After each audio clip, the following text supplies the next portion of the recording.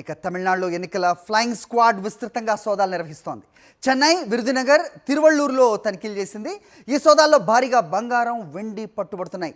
సరైన పత్రాలు లేని బంగారం, వెండిని అధికారులు స్వాధీనం చేసుకుంటున్నారు. 3 రోజుల్లో 100 కేజీల బంగారం, వెండిని అధికారులు సీజ్ చేశారు.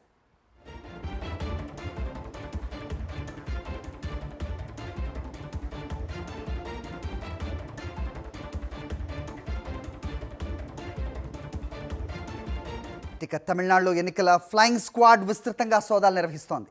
చెన్నై, విరుదునగర్, తిరువళ్ళూరులో తనిఖీలు చేసింది. ఈ సోదాల్లో భారీగా బంగారం, వెండి పట్టుబడుతున్నాయి. సరైన పత్రాలు లేని బంగారం, వెండిని అధికారులు స్వాధీనం చేసుకుంటున్నారు.